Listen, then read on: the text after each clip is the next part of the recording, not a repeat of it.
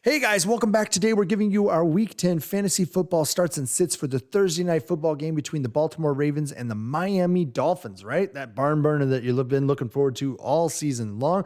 We're here to help you figure out who should be in your lineup and who should be on your bench this week. So let's start this fantasy football podcast right meow.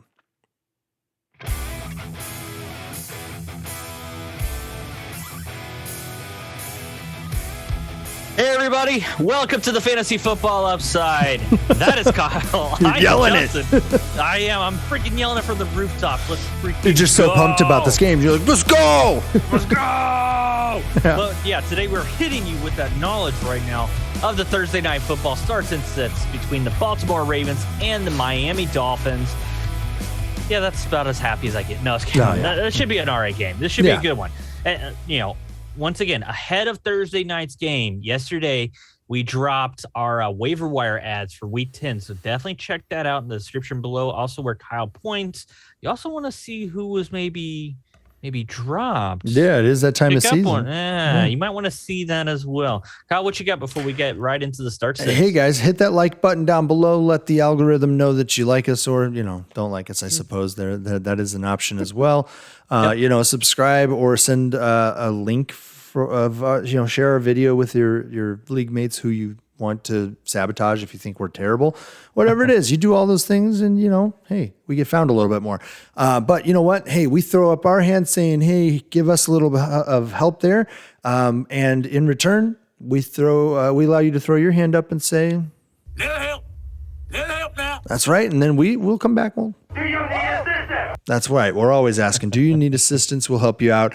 We'll see if we can't figure things out here for you, get you moving on this season, get you back in the thick of things if you're out of it, and get you set up nicely if you are already gearing up for that playoff run, right? It's a little bit later this year, though, because you gotta push it down the line.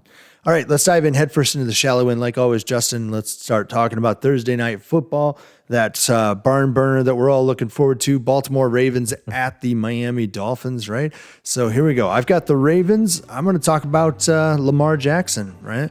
I think he's a good start this week. What do you think? Think he might be a start? Yeah, I think so too.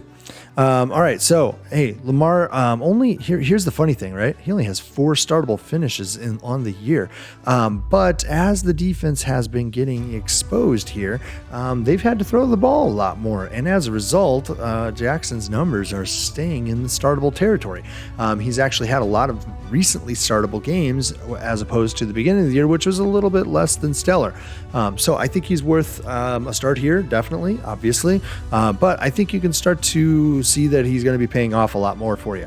Devontae Freeman is a flex for me. He's the only running back that I'm considering at this point, but I do want to keep an eye on Latavius Murray's health, see if he's not out there. If he's not out there, Freeman's the guy to go for, I think, here.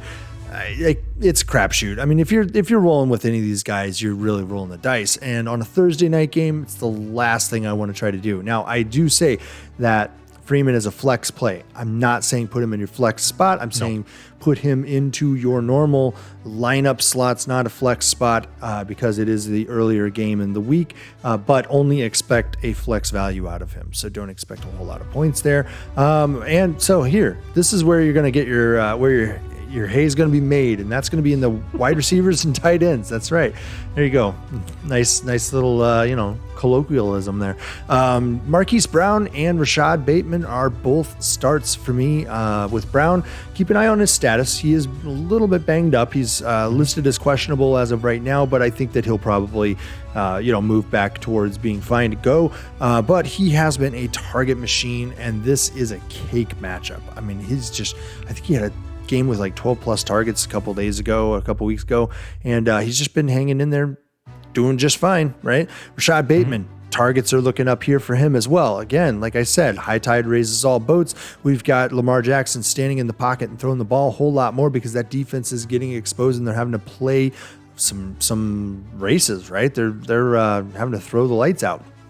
And so look, he has a chance to be great against this defense this week. So this is a ideal matchup for him to have that breakout game. And then, if your trade deadline hasn't come, you may be able to, move him on a trade, or I actually advocate holding him because I think he's going to be pretty solid. pardon me, Mark Andrews is the only other start I've got here. He's only had 3 startable finishes so far this season, so you got to watch out for that. But Miami's secondary is a pretty good matchup for both tight ends and wide receivers, so I think that he is a start here this week. I'm not going to expect an elite performance out of him, but I would hope for at least a tight end 1 level performance. So we're talking a top 12 player at his position this week for tight ends. So that's where I'm at with those guys. I don't really have anything else. Everything else is just kind of an avoid, especially at this point in the season and at this point in the week. I'm just not going to mess with a lot of these other guys. So that's what it's amazing how much of a cake matchup this is whenever the Dolphins have probably the highest paid secondary in all of the NFL, but both of those guys are just ball hawking type of cornerbacks that take a lot of risk. Well, you get Marquis Brown and Rashad Bateman, you're going to give them chances. I mean, they can burn you at no matter what. Yeah. But I mean, a double move, they're just going to run double moves all day on them. Yep. So, but for the Dolphins, Tua missed last week. He missed with a fractured finger. Technically, he was active, but it's only for emergency purposes only, and he never did go in. And then Jacoby is just not a guy I can really trust. I mean, he did throw it 40 plus times, but I think he completed like 55%. It's not a guy that I would want to trust, even against a Ravens defense that's not the old, the Ravens of old. But Myles Gaskin, running back, he's providing low-end running back 2 to flex value over the last few weeks, but that's on average. Because overall, he's been very inconsistent. He'll get you a top 20, finish, and then he'll finish outside the top 40. So, it's a lot of hit or miss. I would love him in the flex, but you don't do that right now. You talked about that for Thursday Night Football.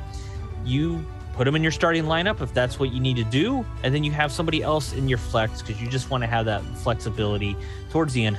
Flexibility. Oh, that makes sense. Wow, wonder how they came up with that one, Kyle. Write that down. Thank you. But at wide receiver, Jalen Waddle, man, give me all the targets. I mean, with the likes of Will Fuller and now Devontae Parker, who was placed on IR before last week's game. I'm sorry, but only after everybody spent their fab money. Exactly. I mean, I think he was ruled out on Saturday, placed on the IR. Re-aggravated that hamstring injury. So Jalen Waddle is just going to be gobbling up all these targets, which he has been, anyways. But his upside is so severely capped with Tua or Jacoby at quarterback, but that kind of volume, you're still going to be able to get a top 36 finish out of Waddle. Mike Gesicki, very much the same way. Both Waddle and Gesicki are very athletic for their position. They're going to garner a lot of targets, and that provides value in fantasy football. So I think he's a good mid to low end tight end 1 just based off that volume. Yeah, I like Gesicki going forward, just because I think that there's just nobody else to throw the ball to.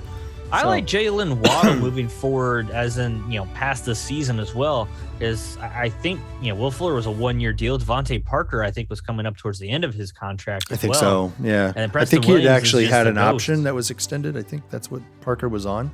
I got you. So, yeah. Yeah. They made him a top 10 pick for a reason, I guess, but. It took him like 5 years to break out, though, so. No, I'm talking about Waddle. Sorry. Oh, well, Parker, too. Like, it took him forever to break out. So. Coming out of Louisville. Yeah. Yep. All right, guys, that's going to do it for our Thursday Night Football starts and sits for the Baltimore Ravens and the Miami Dolphins. Hopefully that is helpful. There's not a whole lot of starts here. It's a decent number on Baltimore. You know the deal with Miami. They're kind of edging up on that territory. They're not there. They're not there. Yeah. The defense was a lot better last year. They really should have abandoned Tua. Everybody could see it. I think they can see it. They just don't have an alternative, and they decided not to spend that high pick. So when they did that, I think they made a mistake. Yep. A lot of people, I think, agree with that position. So, all right, guys, that's going to do it for Thursday night, and hopefully that helps out. Let us know if you have any other questions about any of the other starts. It's going to be a little bit tough this week. I'm traveling a lot, actually, so we'll see if we're able to get the rest of our starts and sits in there logged for you. We're going to try to do our best on that one. We'll let you know. So make sure that you're subscribed and that you've clicked that bell. That way you're notified when we do upload that episode, and we'll see you next time. All right, guys, later. See you. Bye.